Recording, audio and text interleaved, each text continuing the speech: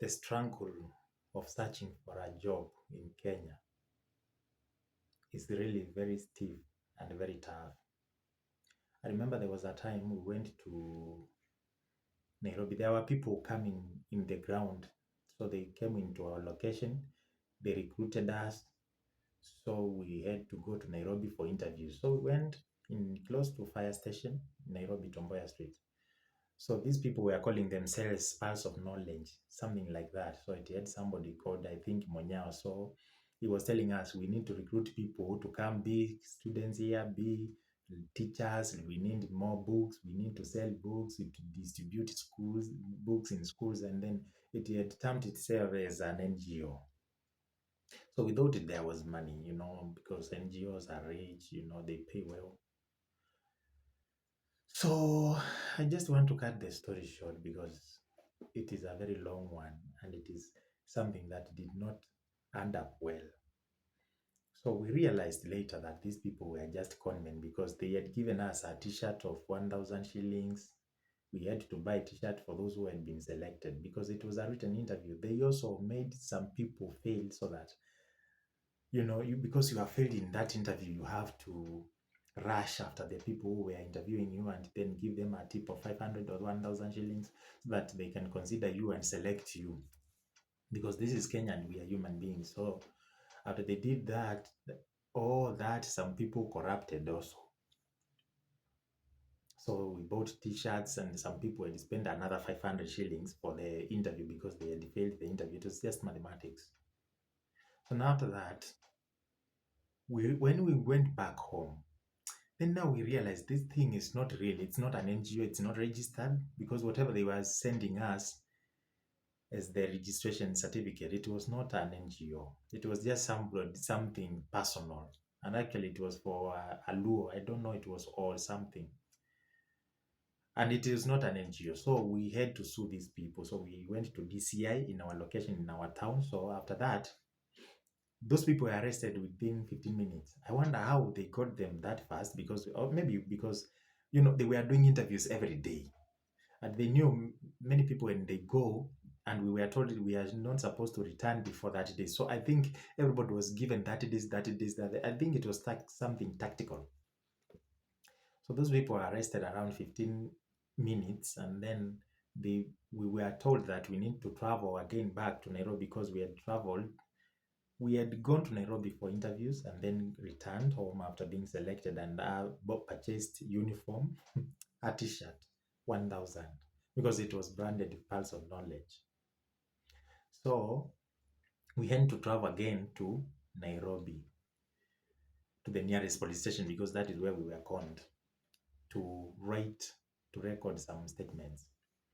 So when we went there early in the morning, the person was released even the previous day. So we did not find the Monyao there.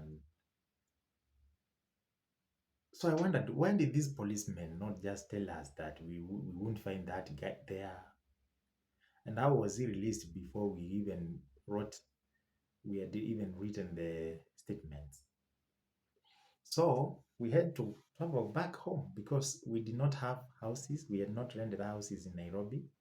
And the expenses were building up slowly by slowly. In every moment we used to do, we were spending money. And we were many, I think we were more than 20. So now this thing, it was really scam.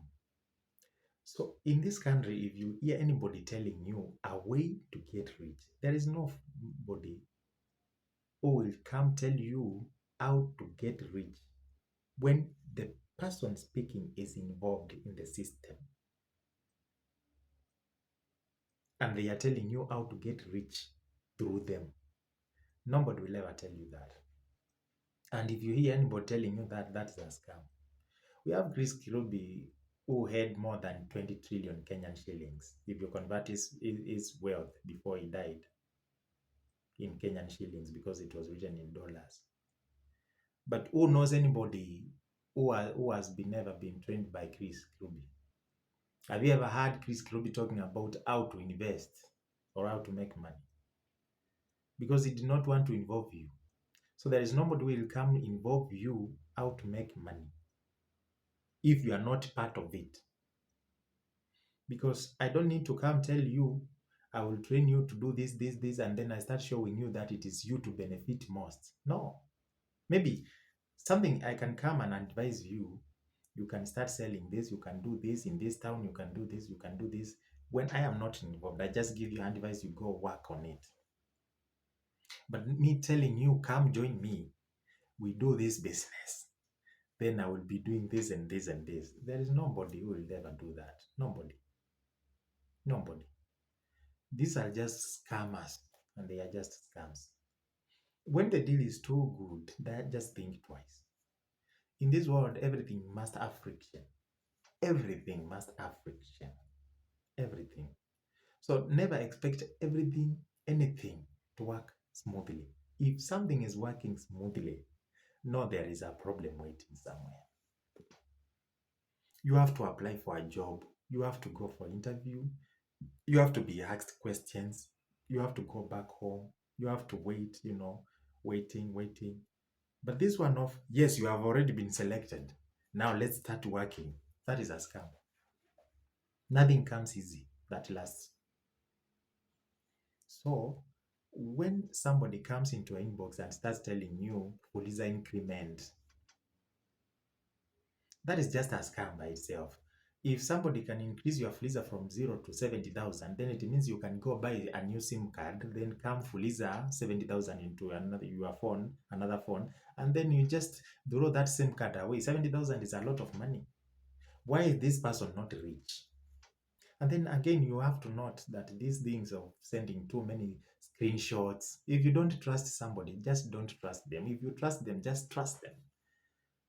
You just need two WhatsApp versions, a GB WhatsApp and a business WhatsApp, or normal WhatsApp and business WhatsApp, to create as many screenshots as you can. You just need to save the people. You just need several numbers. You save people, you save that number differently, and then you can take that screenshot, you chatting with yourself. And then you send to as many people as you can. So now these people will be thinking that you are doing something legit. It is not legit. So you are not supposed to be trusting screenshots. If you don't trust somebody, just don't trust them. If you trust them, just trust them. A screenshot cannot be anything. It can't be anything. It just can't. So this Fuliza increment is a real scam. Although nowadays it is heading, everybody has realized it is just a scam. That 100 shillings they're asking from you, they should do that thing until they become very rich. It's just like these others who are selling tips on how to win games jackpot. Seriously. Kwani huyu mtu ametosha pesa? This person has not been in the nation being a trillionaire of winning jackpots daily. So why is he just wanting to involve? He wants just to involve you to come win a jackpot that he can win when he's seated at his house. He just needs that 100 shillings from you or 200 shillings from you. He also has relatives that are very poor. Maybe the person can support those people with their tips, and then they can win. Otherwise, never be scammed in this country. Now, before you spend your shilling, just know where that shilling is going, because life is becoming very tough, and there is a lot of improvement when it comes to IT. Information and technology is improving day in, day out, and you can't rush after that, because itakuacha tu at some point. Our great grandparents could not expect to be having mobile phones, a cell phone that can call someone from this county to the other one and they respond. Now we have the softwares.